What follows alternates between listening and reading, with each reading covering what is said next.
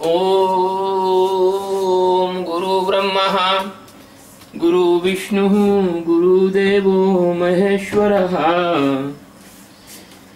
गुरु साक्षात् परब्रह्मः तस्मै श्री गुरुवे नमः। ध्यानमूलं गुरुमूर्तिः पूजामूलं गुरुपदम् मंत्रमूलं गुरुर्वाक्यं मोक्षमूलं गुरु कृपा। सद्गुरु भगवान की जय, स्वामी जी महाराज की जय। शिवोहम। आज का जो श्लोक है वो भगवत गीता का दूसरे अध्याय का 38वां श्लोक है। इस श्लोक में भगवान श्री कृष्ण जो है अर्जुन से कहते हैं, सुख दुखे समे कृत्वा लाभालाभौ जया जयौ ततो युद्धाय युज्यस्व नैवं पापमवाप्स्यसि। सुख दुखे मतलब सुख और दुख को समय यानी समान, कृत्वा यानी करके, समझकर, लाभ लाभा लाभौ लाभ अलाभ लाभ हानि, जया जयो जय और पराजय, इसको समान समझ के ततो युद्धाय युज्यस्व, ततः यानी उसके बाद युद्ध के लिए तैयार हो जा। नैवम न एवं, है ना, इस प्रकार से नहीं, इस प्रकार से तू युद्ध करेगा तो पाप को प्राप्त नहीं होगा। बात बहुत गहरी है, बात के अंदर बात है। सामान्य व्यक्ति के लिए ये बात एक पहेली है, क्यों कोई सामान्य जो व्यक्ति होगा वो सुख और दुख को समान नहीं कर सकता। सुख में सुखी हो जाएगा, दुख में दुखी हो जाएगा। लाभ होने पर उसको अच्छा लगेगा, हानि होने पर उसको बुरा लगेगा। जीवन की किसी विशेष घटना में अगर वो जीत जाता है तो खुश होगा, हार जाता है तो दुखी होगा। ऐसा हो नहीं सकता। सामान्यतः ऐसा संभव सामान्य व्यक्ति के लिए नहीं है। असामान्य व्यक्ति के लिए यह संभव हो सकता है। असामान्य व्यक्ति यानी ज्ञानी। तो अज्ञानी आदमी जब कोई भी काम करता है और वो कैसा भी काम करता है,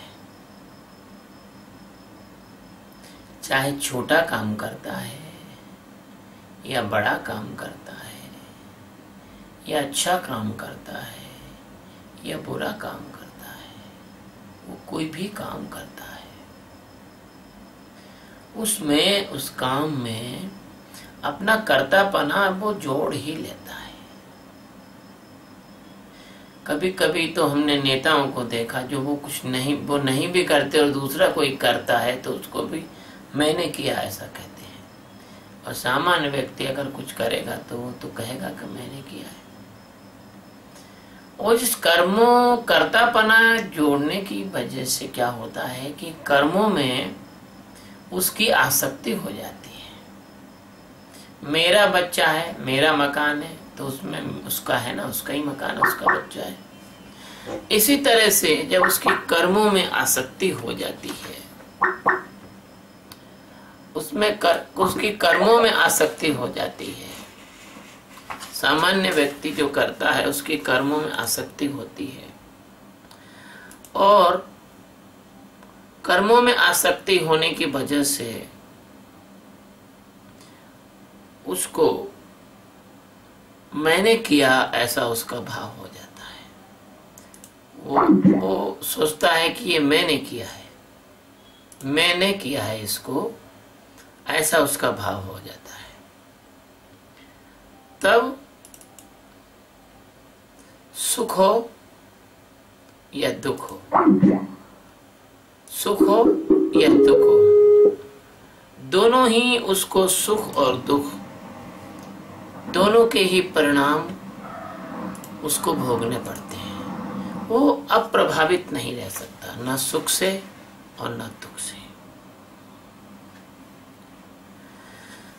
इसलिए कर्मों की ये प्रकृति है, ये नेचर है कर्म का, कि कर्म सदा अपूर्ण होते हैं। चाहे आप कितना ही अच्छा कर लो, आपकी पत्नी ने आज अच्छा भोजन बनाया तो ऐसा जरूरी नहीं है कि आगे के दिनों में वो इतना अच्छा, इससे अच्छा भोजन नहीं बना पाएगी। आपने इतना अच्छा स्पीच दिया तो जरूरी नहीं कि आगे आप इससे अच्छा स्पीच नहीं दे पाएंगे। कर्म हमेशा इनकम्प्लीट होते हैं, अपूर्ण होते हैं। 100% परफेक्शन नहीं होता किसी भी कर्म में। इसलिए आपसे जो भी कर्म होता है उसे आप सदैव भी देखना, करके देख लेना, आपसे अच्छा कर्म और कोई भी और भी वही कर्म दूसरा कर सकता है। कर्म सदा जीव को क्या करते हैं, अतृप्ति देते हैं। कर्म करने से आज तक कोई जीव, कोई मनुष्य कभी तृप्त नहीं हुआ। इसको बृहद रूप में भी देख सकते हो। न कोई भोजन से तृप्त हुआ है, न कोई शयन से तृप्त हुआ है, न कोई दौलत से तृप्त हुआ है, न कोई स्त्री से तृप्त हुआ है, न कोई घूमने फिरने और दूसरे दृश्यों से तृप्त हुआ है, न कोई संगीत सुनने से तृप्त हुआ है। ये ऐसा कुछ नहीं है कि आदमी कहते मैं जीवन भर अब कुछ नहीं सुनूंगा, मैं हो गया तब नहीं सुनूंगा। ऐसा कर्म हमेशा व्यक्ति को अतृप्ति देता है।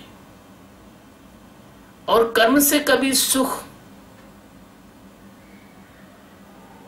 यानी मैंने अच्छा किया, मुझे ऐसा ही करना चाहिए था, जब ऐसा भाव आता है तो कर्म से सुख प्राप्त होता है।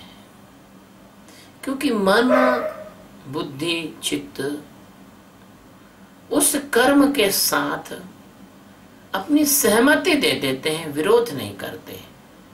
तो जीवात्मा को लगता है कि नहीं अच्छा है, सुख प्राप्त होता है उसको। बड़ी गहरी बात है। शायद मनोवैज्ञानिक भी इस बात को ना जानते हो कि व्यक्ति को सुख क्यों प्राप्त होता है। कर्म वही है, उसी कर्म से आपको कभी सुख प्राप्त होता है और कभी आपको दुख प्राप्त होता है। जब मन, बुद्धि, चित्त आपके उस कर्मों को सहमति दे देते हैं, स्वीकृति दे देते हैं, आपको परेशान नहीं करते, आपका विरोध नहीं करते, आपको लगता है कि आपको सुख मिल रहा है, सुख का भाव आ जाता है। और किसी कृत्य की जो अभिस्वीकृति देता है, मन, बुद्धि उसकी अभिस्वीकृति देता है, तो उससे जो भाव दशा बनती है वही सुख है। उससे जो सुख प्राप्त होता है उससे अहंकार को पोषण मिलता है। सुख प्राप्त होने पर अहंकार पोषित होता है। बात गहरी है और गहरे तक ले जाना चाहिए। कर्म से दुख भी प्राप्त होता है। यदि कर्म में चूक हो जाए या कर्म का परिणाम आपको गलत मिल जाए या आपको अतिश्रमित यानी बहुत थका दे, उस कर्म से आपको दुख भी प्राप्त होता है। और दुख कैसा, कि कोई काम गलत हो जाने पर या कर्म के साथ मन या बुद्धि, चित्त का विक्षेप आ जाने पर, यदि कर्म के साथ आपके मन, बुद्धि या चित्त में कोई विक्षेप आ गया तो वो विक्षेप आपके दुख का कारण बनता है। अगर आपके मन, बुद्धि में कोई विक्षेप आ गया तो वो विक्षेप आपके दुख का कारण बन जाता है। देखो, जब मन बुद्धि को अच्छा लगता है तो वो सुख है, और जब मन बुद्धि में विक्षेप होता है तो वही कर्म दुख बन जाता है। या जिस कर्म को करने से मन पछताता है, जीवात्मा के लिए वह दुख का कर्म है। इसलिए सुख और दुख दोनों को समान करना यह कर्म करने की कुशलता है, लेकिन ये कुशलता तुम जानते नहीं। ये पंडित पुजारियों जैसा प्रवचन नहीं दे सकता। वो शब्द पे बातें करते हैं, मैं अनुभव की बात करता हूं, मैं इसको जानता हूं, मैं जो बोल रहा हूं इसको। तो यदि आप इस सुख दुख को समान करना चाहते हैं तो आपके पंडित पुजारी लोग आपको समझाते हैं कि अरे भगवान को छोड़ दो यार, भगवान अच्छा ही करेंगे। तो भगवान को तो जानते ही नहीं कि भगवान कौन है, उन पे छोड़ क्यों रहे हो? जब तुम दूसरी कोई चीज भगवान पे नहीं छोड़ते और तुम्हारा दुख जो है भगवान पे छोड़ देते हो, सुख जो है वो खुद भोगते हो, तो क्या होता है कि आपको थोड़ी राहत तो मिलती है, लेकिन भगवान का अवलंबन जब लेते हो आप तो तनाव थोड़ा कम हो जाता है, लेकिन वो स्थायी रूप से समता की प्राप्ति नहीं होती। कुछ लोग एक युक्ति और नहीं लगाते हैं भाई, वो कहते हैं क्या हुआ, सुख के बाद दुख आता है, दुख के बाद सुख आता है, ये तो चलता रहता है, ये तो रात और दिन जैसा चक्र है, तो कोई बात नहीं है, अभी सुख आया भोग लो, कल से सुख मिल जाएगा। बताओ। और वास्तविक बात तो ये है कि दो दुखों के बीच में जो राहत होती है वो होता है सुख। आपको लगता है कि आप सुखी है, सुखी नहीं। दो दुखों के बीच में अभी दुख एक और आने वाला है, एक ट्रेन गई है, एक ट्रेन और आने वाली है, उसके बीच में जो समय होता है वो होता है दुख, सुख। किंतु जो ज्ञानी होते हैं वो सुख और दुख की जो दृष्टि होती है दोनों में, वो मिथ्या का बोध जानते हैं। वो जानते हैं सुख भी मिथ्या है और दुख भी मिथ्या है। जैसे सपने से जागने वाला व्यक्ति जानता है कि अच्छा सपना है तो भी मिथ्या है, बुरा सपना है तो भी मिथ्या है। अब आगे शब्द है कृत्वा, यानी करके। तो ज्ञानी क्या करता है कि कृत्य मात्र से हट जाता है। उसके कर्म जो है वो स्वाभाविक होते हैं, नेचुरल होते हैं, आर्टिफिशियल नहीं होते। तुम्हारे कर्म आर्टिफिशियल है, इसलिए ज्ञानी को उसके कर्म बांधते नहीं है, तुम्हारे कर्म तुमको बांधते हैं। अज्ञान काल में जब मैं अनुष्ठान करता था मंत्रों का, अब मुझे अनुष्ठान के बीच में कभी लघु शंका या शौच आ जाता था तो मुझे दोबारा स्नान करना पड़ता था और एक माला ज्यादा जपना पड़ती थी, ऐसा नियम था। ये कर्म बांधते हैं, तुम्हारे कर्म बांधते हैं, और ज्ञानी के कर्म जो है उसे बांध नहीं पाते, उसको बांधते नहीं है ज्ञानी के कर्म। इसलिए ये संसार माया के पोषण और इंद्रियों के तोषण का, यानी संसारी को माया का पोषण और इंद्रियों के तोषण में जो मिल गया तो वो लाभ समझता है कि मेरे को लाभ हो गया। सुख दुख की बात तो हो गई, अब लाभ और हानि की बात हो गई है ना। वो सोचता है कि मुझे कुछ लाभ हो गया, मुझे कुछ फायदा हो गया, कि उसकी इंद्रियों को जो पोषित कर रहा है, माया को जो संतुष्ट कर रहा है, उसके अंदर अविद्या को जो ठीक लग रहा है तो उसको लाभ समझता है कि लाभ हो गया, और उसकी रुचि के विपरीत कोई बात हो गई तो सोचता है कि हानि हो गई। गुरुओं के पास भी लोग आते हैं तो उसी ढंग से आते हैं। गुरु उनके मन की बात कहता है, आहा क्या गुरु महाराज है, जो मैं सोचता हूं वो ये कह रहे थे।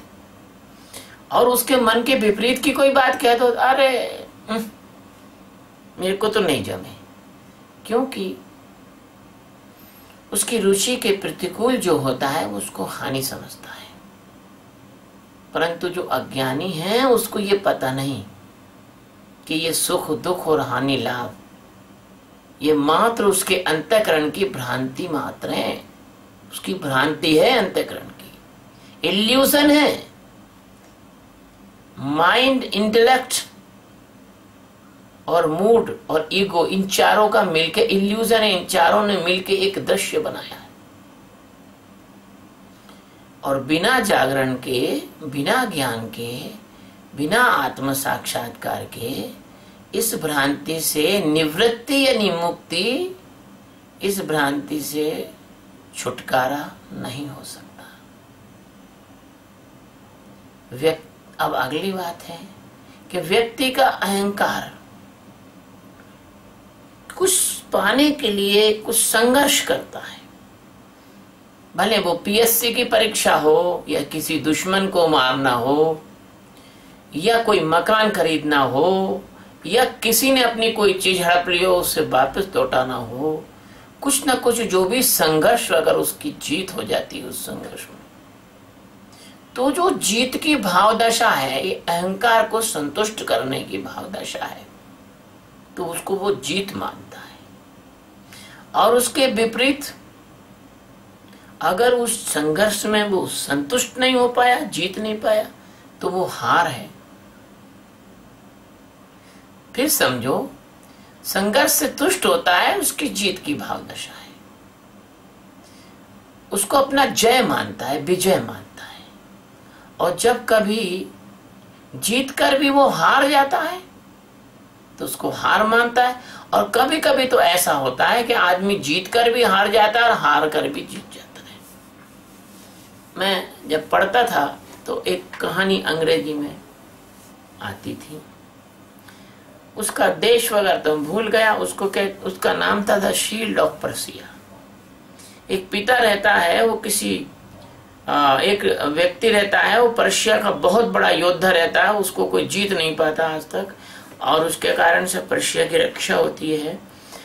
और वो कहीं किसी दुश्मन देश में जाता है, वहाँ किसी स्त्री से प्रेम हो जाता है, वो स्त्री गर्भवती हो जाती है, उस स्त्री को एक बच्चा होता है।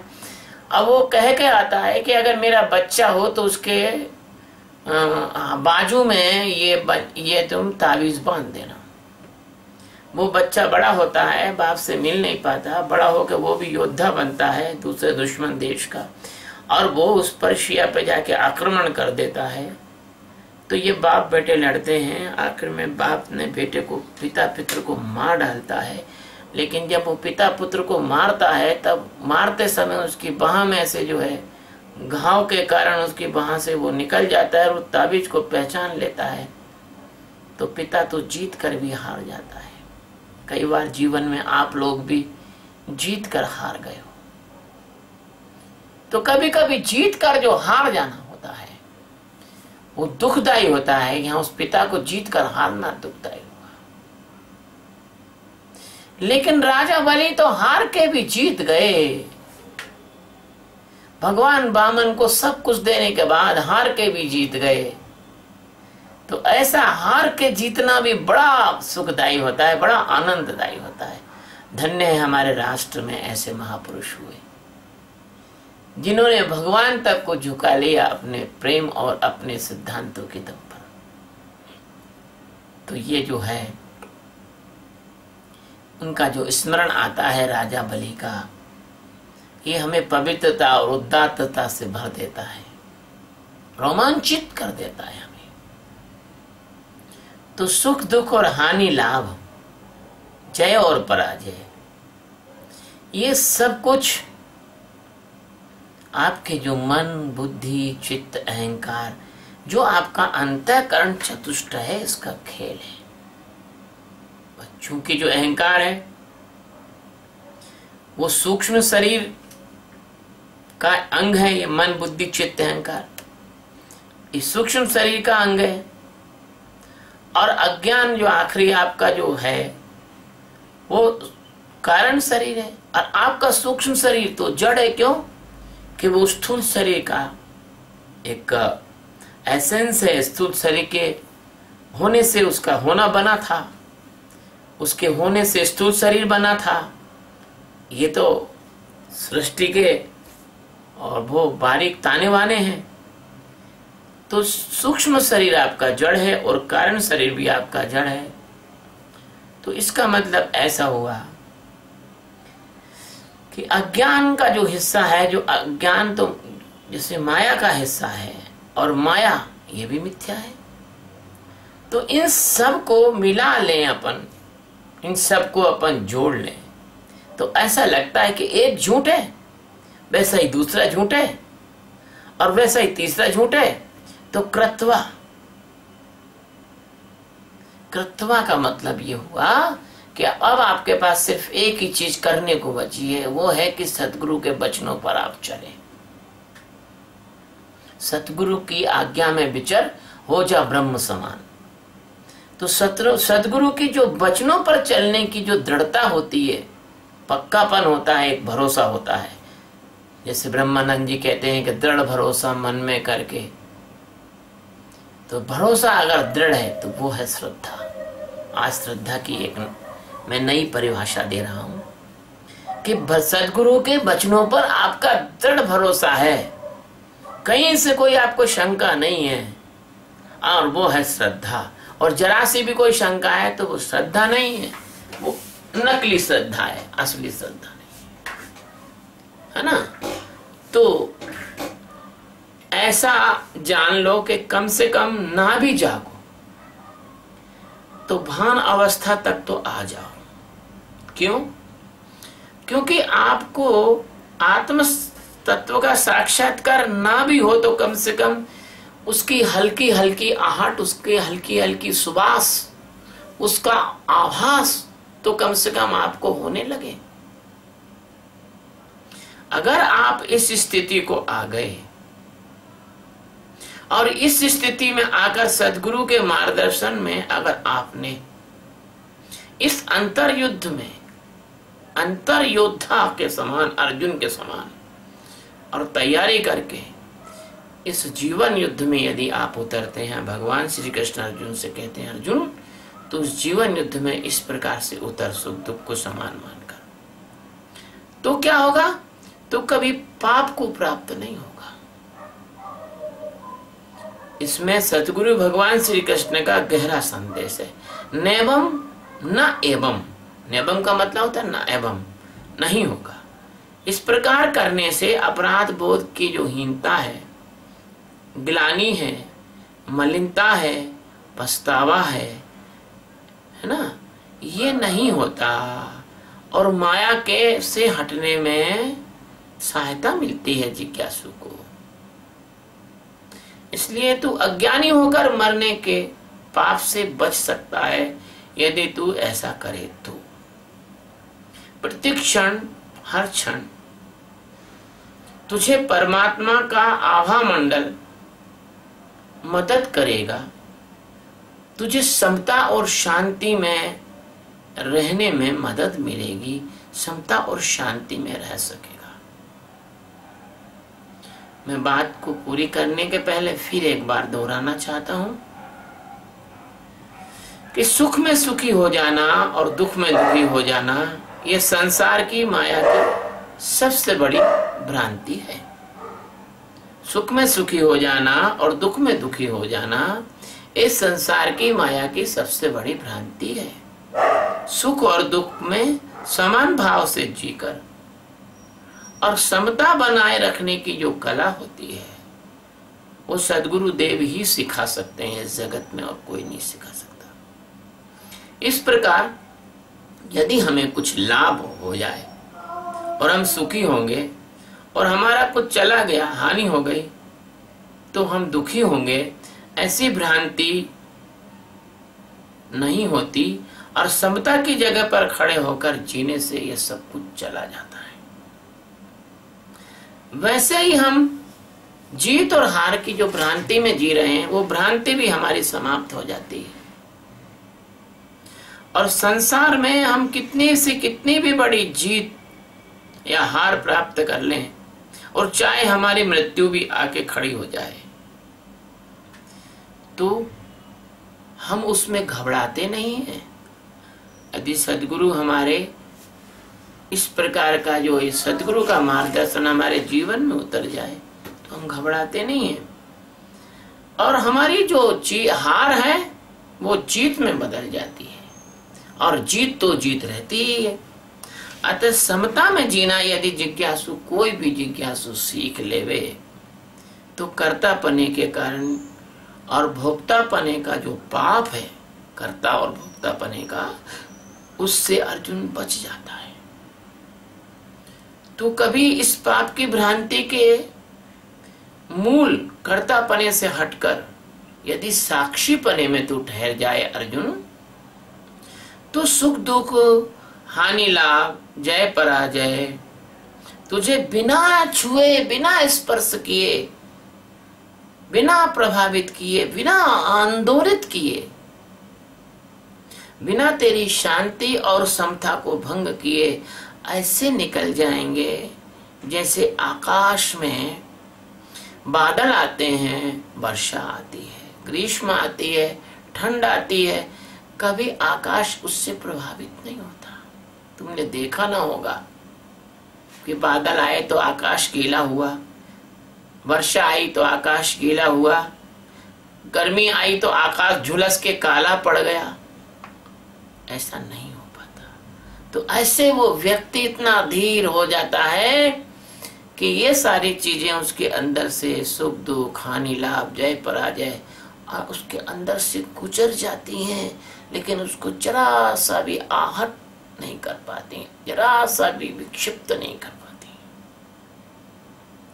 धीरे धीरे उसकी समता ध्यान के अभ्यास से बढ़ती चली जाती है, और एक दिन अर्जुन ऐसा आता है कि सच्चिदानंद परमात्मा के अचल सर्वव्यापी अकर्ता अभोक्ता सत्य सनातन स्वरूप में वो जीवात्मा जाग जाता है। वहां पापों के बाप की भी पहुंच नहीं है। पाप क्या पहुंचेंगे वहां? जैसे सूरज के पास अगर तुम किसी अंधेरे के टुकड़े को ले जाना भी चाहो तो उसकी ताकत नहीं है कि अंधेरा का टुकड़ा वहां जा सके। इसलिए मेरे प्यारे मित्रों, अपने अंदर मौजूद इस परम और चरम अवस्था जिसकी ओर भगवान इशारा कर रहे हैं, उसकी तरफ मुड़ने का जैसा हो सके वैसा प्रयास करो। वैसे तो मैं जानता हूं कि ये जो मेरा प्रवचन है ये बहुत मुट्ठी भर लोगों के काम आने वाला है, क्योंकि ये इतना सूक्ष्म तरीके से जीवन जीने की हर किसी की क्षमता और योग्यता नहीं है। लेकिन संसार में जितना तुम लगा रहे हो, इतना इधर तुम लगा नहीं पाओगे अपने आप को। लगाओ तो अच्छा है। शिव।